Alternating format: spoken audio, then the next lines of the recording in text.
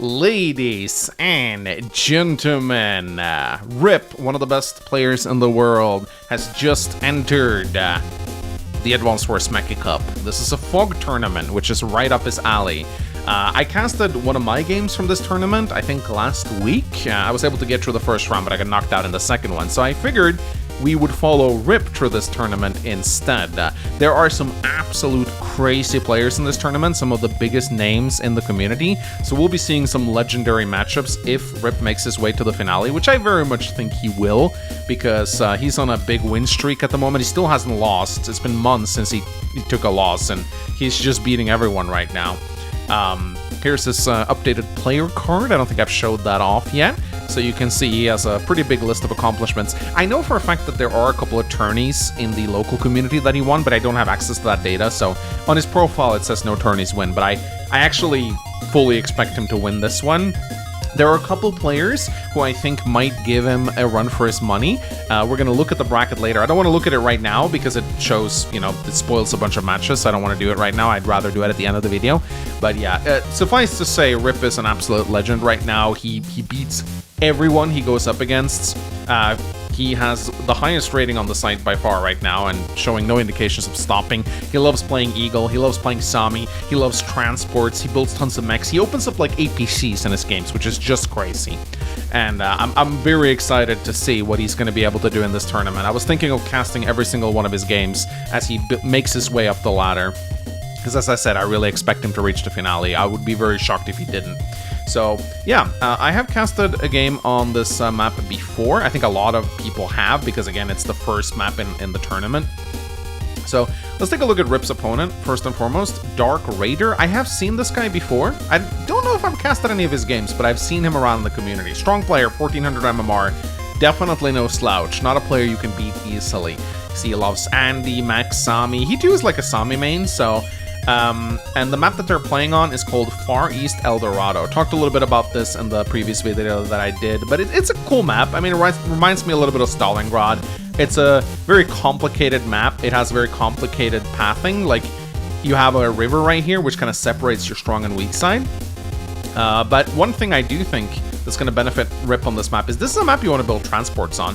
Because again, since you have these rivers that cut off your main base from the rest of the landmass, getting out an early transport to ferry infantry across the river, or even just an APC to help boost your infantry forward is going to be good here. It's going to take a little bit of time for the tanks to reach the center, which means that you can get away with those early transport openers, which Rip are so fond of doing. And that's what I think he's going to be doing here. Of course, this is a bit of a controversial tournament, because on this particular map, they deemed Lash to be a tier 4 CO. She's normally tier 3. So we're going to see a matchup that is not very normal. We get to see Lash versus Jake. That's not something you see every day in Advanced Wars. And, I personally did not pick Lash for this tournament. Neither did Aegis. We both picked Jess, actually. But it seems like Rip definitely wanted to try out Lash here. Again, when you get to try out a tier 3 CO and tier 4, it's pretty tempting not to do it. And I would say the reason why Lash is not super popular, I'm going to hide the CO cards, we're going to take a look at the map again. If you look at the map, there's not that much terrain. There are obviously cities spread out over the whole thing. But if you actually look at the map itself, you will notice that there aren't that much terrain next to each other, right? Most of the cities have plains or roads surrounding them. There are missile silos, like empty missile silos, but they're not placed next to cities a lot. The forests are also not placed next to cities. And when you play as Lash, what you really want is you want forest placed next to cities and empty missile silos placed next to cities. Because that means Lash can attack cities with that 30% or 20% firepower boost, which she loves doing. So she still gets a 10% boost on plains, but it's not that consequential. So I think one of the reasons they allowed Lash in tier 4 here is because the terrain really does not favor her that much. It's a big open map, so COs like Jake and Jess are probably going to be a lot better. That being said, Lash still gets nice passive firepower bonuses most of her attacks. I mean, getting that 10% firepower boost on planes is still good. I mean, it's literally the same as Jake's day-to-day. Lash and Jake practically have the same day-to-day on planes. They both get the 10% bonus. But of course, Jake, when he pops his powers, he gets an even bigger boost on planes, which Lash really can't compete with. And of course, you know, Jake also has that increased range on his artillery, which does come into play. Mostly in Standard, I would say Jake is worse in Fog.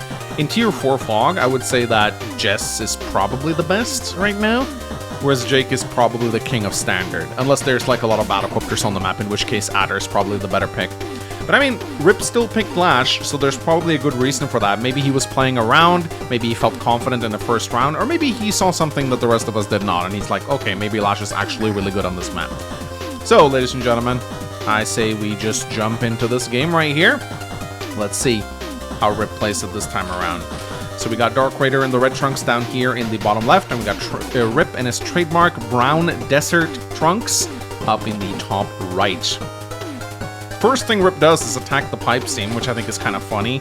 I don't really think this will end up mattering all that much, but maybe it will. Maybe it's calculated something, we'll see. They actually both do this, which is kind of funny.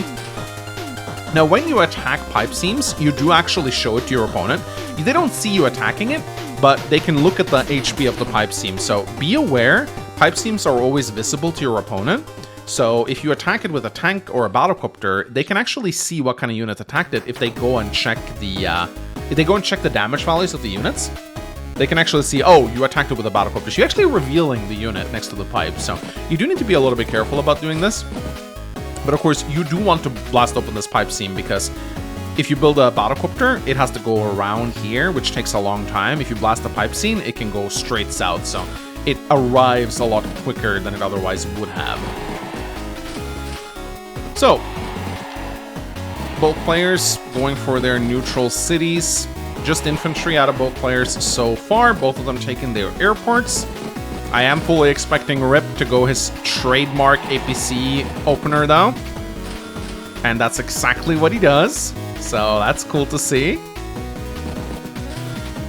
So now he can... I think I actually missed that last movement right there. I think he moved... no, okay. He's gonna... The reason why the APC is showing the icon there is because on Dark Raider's turns, the APC will always display an icon showing that there might be a unit inside, because you don't know, of course. So, one thing that I think this map really could have benefited from, personally, would be if this harbor was pre-captured and you could build a black boat. I think that on a map like this would have benefited from having a black boat, and maybe change these rivers to sea so you could use the black boat to transport infantry units, but oh well. So, Rip has opened up an APC, and he's gonna now start using it to great effect. Building again, making sure that the infantry lines up with the APC. This gives him a big capture advantage. His opponent opens up tank. Now, in the last video I did on Rip, or the video that blew up showcasing Rip, I got a lot of questions from people saying, why is it so impressive that Rip opens up transports? You gotta understand, when you're just playing a low-level noob game, it's not that big a deal to be behind a tank. I used a chess analogy for this, right? I don't know if anyone here played chess, but if you're just playing chess casually against your friend and you're both noobs, you can be 2 or 3 pieces behind and you can still keep playing because there's a chance that your opponent will make a mistake, right? He might inadvertently sack his queen, or maybe he'll put himself in a mate position. You can keep playing in a noob game because noobs are much more likely to make mistakes that will get you back into the match. But when you play Advanced Wars on the highest possible level, every unit matters.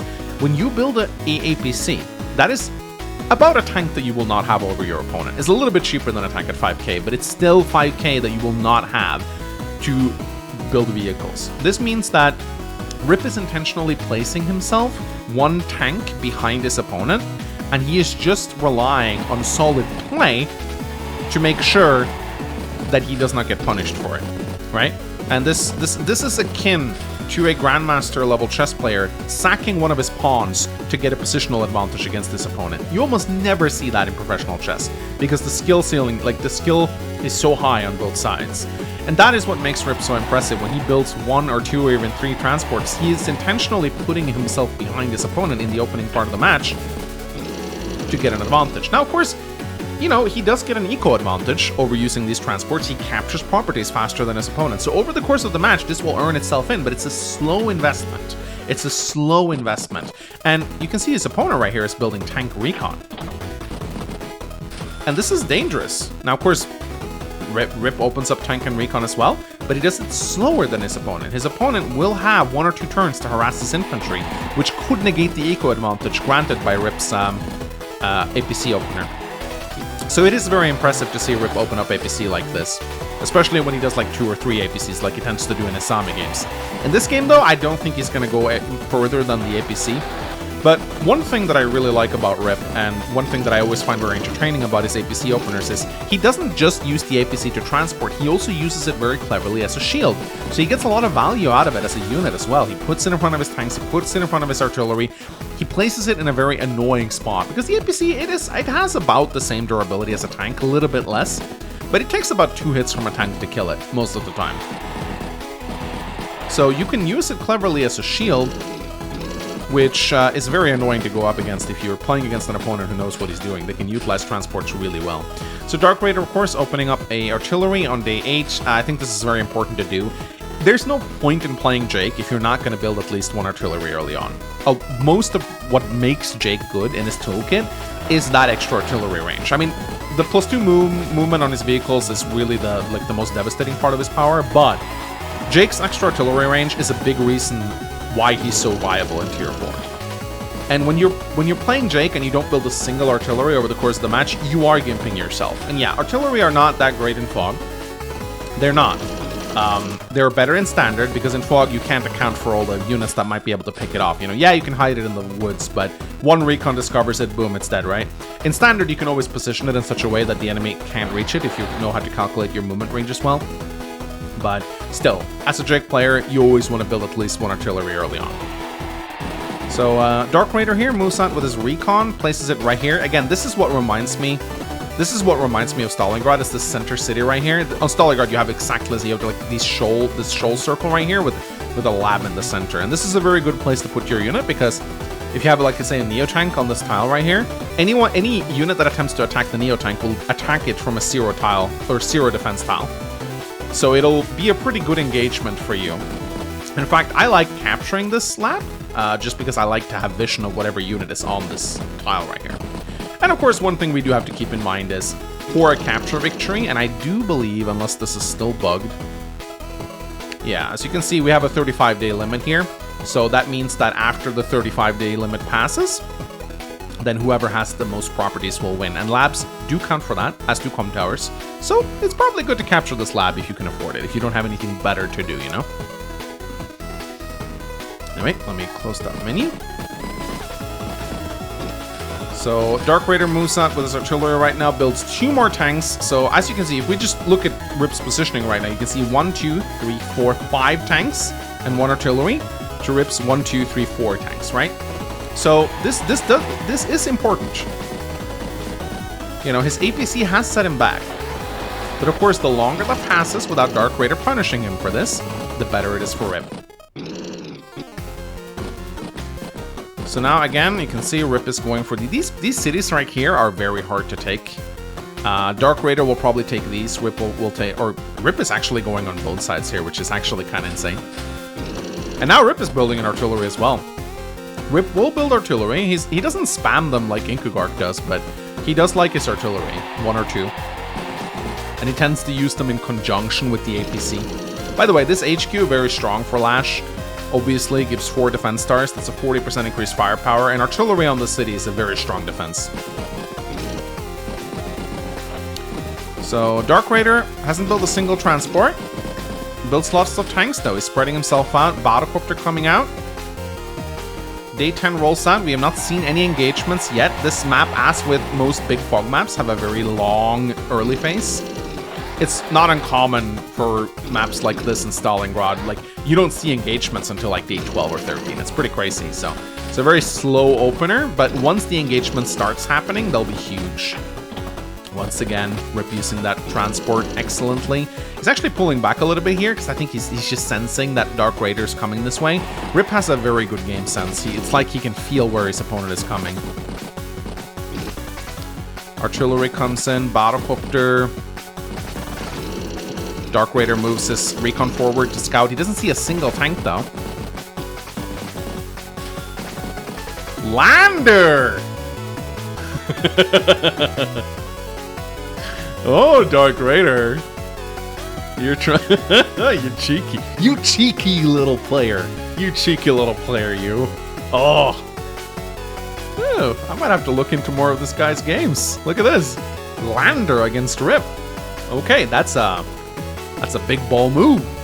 So he might know that Rip likes transports, and maybe he thinks that Rip is has 3 transports already, so he's like, why don't I build a lander? So a lander here, while it is a costly investment, 12k is a lot of cash. I mean, if this match lasts for a long while, I mean, the reinforcements, you can bring in mega tanks, medium tanks, over here straight into the action. It's not a meme move, I think. I think it's legitimately, he wants this game to go on for a while, and using this lander, he'll be able to transport a lot of tanks to the front lines. So, I like this move. I think it's very ballsy against Rip. Getting the artillery out is also very good. I mean, hell, if you got a lander, you can even get some rockets out if you really want to. So, day 11 rolls out. If Rip builds a lander, man, I am gonna lose. That'd be hilarious. So here Rip is poking forward. Great place to place your recon right here. He sees not that much. He sees a tank here and he sees some infantry, but he still doesn't know. Right now, Rip is trying to just test out where is Dark Raider's army right now. Of course, Dark Raider has spread his forces out quite a lot, so has Rip. Neither player really knows. Ah, we got first blood right here. This infantry goes for the capture interrupt. So I have a feeling the way this match looks right now, the combat is going to take place right here. This is where the clash is going to happen, because this is where most of the players have their units. But Rip is not going in. He wants to wait a few turns for his artillery to get into position, so he's being rather patient for now, but he's bringing his APC down. I think he's going to use it as part of his wall. Tanks up to a Neo tank. That's pretty smart. Rip does actually have a massive capture advantage over his opponent right now if you're looking at the income disparity. Dark Raider has 21 cities to Rip 25. Now, he will capture this, so it's 22 to 25, and another one, so it's 23 to 25. But Rip is still 2 cities ahead, and that's probably thanks to his transport opener. So, that's pretty good. Now, Rip loses his infantry. Now, I'm not a big fan of this artillery right here, if I'm going to be completely honest. It's completely on its own. I mean, I don't really know what Dark Raider wants this artillery to accomplish, nor do I know why the range is bugged. Yeah, that's a weird bug. The artillery is displaying its +1 range here. I don't think Rip does that. So yeah, this is, I don't know if this is the plugins I'm using or the site, but it's no, wait, I'm just stupid. Never mind. I don't know why. Barbaric baboon brain. Yeah, no, it has 2 to 3. I don't know why I thought this was too much. I was like, huh? Am I a max player or something? Artilleries usually only have 2 range. But no, absolutely not. But he does have the artillery together with another artillery, which, you know, artillery are always stronger in pairs. They're like knights in chess. If you can get them together, they're very strong. So we'll see if they can do something here. I don't like artillery in the corner. Like, they're not really, I mean, he can put them here, but there aren't really any good. He might be able to get this city, but that's pretty much about it, I think. I mean, most of the action is taking place here. Having 2 of your artillery here in the corner is probably not going to benefit you that much. So day 12 rolls in. Now Rip is poking forward with his recons. And it looks like Rip is not eager to charge in here. He wants more of his units in position first. So he's doing what I see him do a lot, is he sets up in the corner of the map. When you are setting up in the corner of the map, you are depriving your opponent of their number advantage. It's kind of like, you know, 300, you know, the Spartan movie. These are the hot gates where their number counts for nothing. It's, you know, you got a river here, and if Rip amasses his entire army here, it's going to be very hard for Dark Raider to attack, especially without a power. So, Rip is just stalling this for the time being.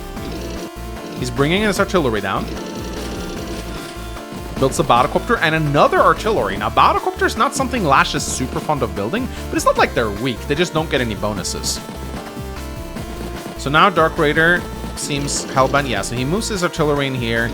But again, all this for 1 city? I don't really know if that's... And he even moves up an Antai. I don't think he knows where the bulk of Rip's army is right now, because if he knew, he'd be moving every unit down here immediately. And here we go.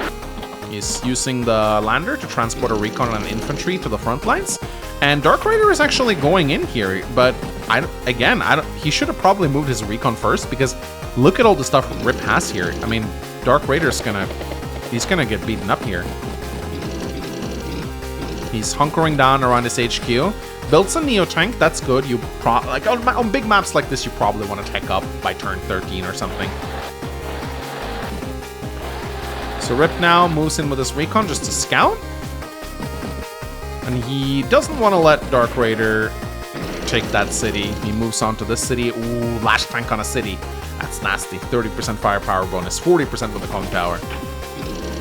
So that's very scary. That's like a Kindle tank right there. And look at that. He's placing his tank right in front of the bridge. So Dark Raider can't really attack.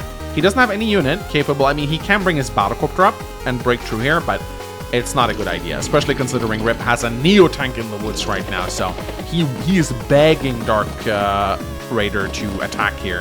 He wants Dark Raider to move into this. And now Rip's artillery is starting to come into position right now, and Rip is also going to be threatening these two cities right now. Of course, Rip needs to be careful. I mean, Dark Raider has a lot of infantry and artillery here. He could start to threaten Rip's HQ. The HQs are pretty exposed on this map. Ooh, Dark Raider is actually going for it. He is kind of gambling that there's not an anti-air, but of course there is. Against a player like Rip, I don't think you should ever gamble on there not being an anti-air there on day 14. I just think that's reckless. And, ooh, he's going for it. Oh, he doesn't see the Neo tank. He doesn't know that Rip's entire army is here. Yeah, this is going to get ugly, guys. Look how excellently Rip hides most of his units from view right here. And again, this lander, it's going to take many turns before it earns itself in. So day 14 rolls in. And I believe Rip is going to pounce now. Yeah, artillery shoots. In comes the recon, so he sees everything. Tank attacks tank on road. And the wall breaking is commencing. Here comes the Neo tank. Doesn't quite kill, but that's fine. Rip has plenty of units in the area. Anti-air takes out the battlecopter. Artillery goes down. Ooh, that is a scary turn from Rip. And he's got a Neo tank in tow. Ay, ay, ay. Ooh. That's scary. So, of course, now Dark Raider has his block rock, but he's 50k value behind Rip right now. They're equal on cities, which is nice. So he pops his block rock. Let's see what he can do with it. Recon kills the infantry. He wants to try and go for the artillery as well. Planes, wait, is that actually... So, there's something I need to test here. So, for a while, there was a bug on the site that destroyed pipe seams did not actually help Jake. They were not counted as plane tiles, which is a bug. I think they fixed this, but I want to double check. I'm pretty sure based on that. So, let me just see here. So, 100 to 108 versus... Yeah, okay, so they have fixed it. They have fixed it. That's good. Because for the longest time, this was not the case. These two tiles would not be plane tiles, and it was very annoying for Jake players. So, but I think they fixed it, and judging by the fact that he just one-shot the artillery, that's good. Advanced Force by Web win. That being said, I don't think... Oh, that's a good one. That's not a bad... That's a good engagement right there. A 9 HP Neo tank, and I don't think 1, 2, 3, 4, 5, 6... Rip is actually not in position to strike back at this. So that's good. Ah, too bad he didn't get the luck roll there on the artillery. That being said, I mean, he took out a Neo, but he kind of lost everywhere else, so... Still, this was a good engagement for Dark Raider. Getting that shot with the Neo tank on the plane was pretty huge, and he's building another Neo tank, which is good. So now Rip has his prime tactics. Is he gonna pop it though? No? He's holding it, I think. Yeah, no, he's holding it. No, never mind. There we go. He decided to pop it after all.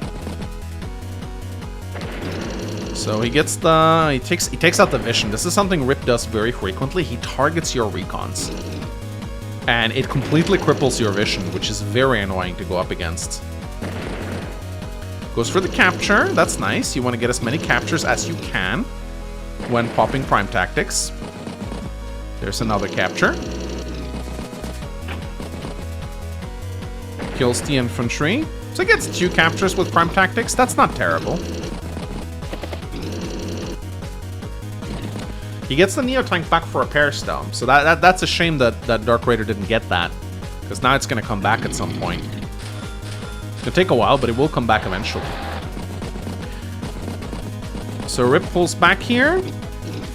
I love that artillery placement. That's great on the silo right here. That's going to be tough for Dark Raider to attack into.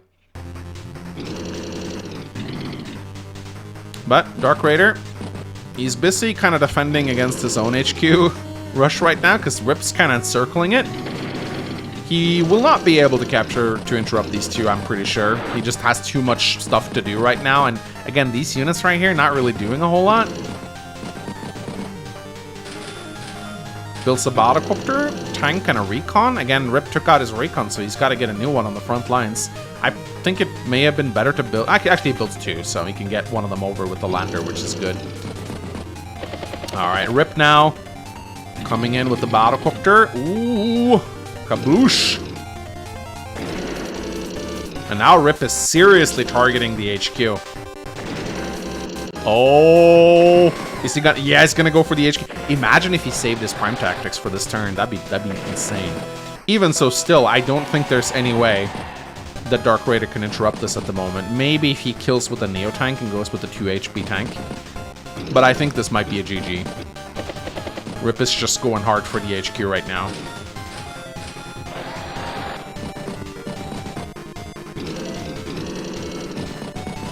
And he's defending his own HQ.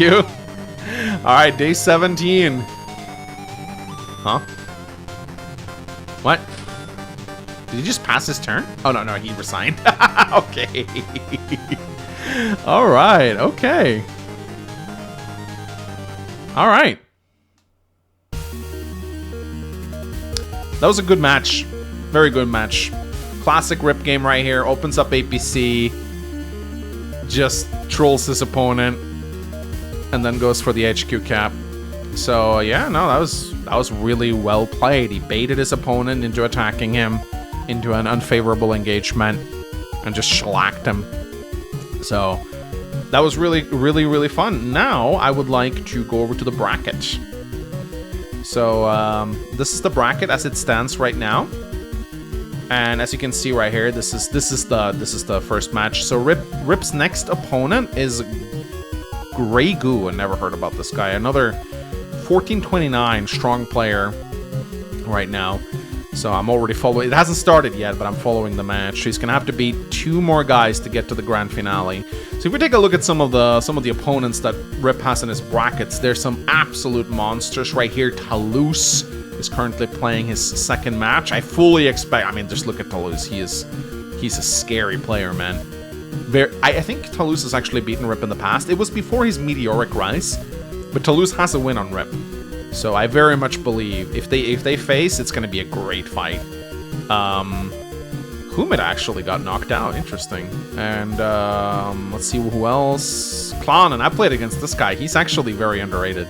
He's Norwegian, by the way. This guy is 1231, but I actually think look at his win streak right now. He is very strong. I think this is someone you want to keep an eye out for. King Arthur, yeah, Days of Plague, another very strong player right here. 1638, that would be an absolutely crazy match. Rip versus Days of Plague. Izanagi, good player. Sonya the Superior, strong. Raider of Karaman, lost to Black Mantis. Oh, Go 7, yeah. So Go 7 and Rip are on opposite sides of the bracket right here. This is the match to watch out for right here. Go 7 is pretty much recognized as one of the best Spark players of all time. And he is a seriously strong player. I think he may be a little rusty now. I don't know if he's played Global League in a little while. But I fully believe that if these two go up against each other, it's going to be an absolutely crazy match. So I expect Go 7 to reach the finale. I expect Rip to reach the finale. This is going to be quite the tournament, ladies and gentlemen. I'm excited to see how far Rip can make it. I expect him to take the whole thing. He definitely deserves a tournament win on his profile, so it's going to be interesting. Anyway, ladies and gentlemen, hope you guys enjoyed this tournament match. I'll see you again in the next one. Sklabushum.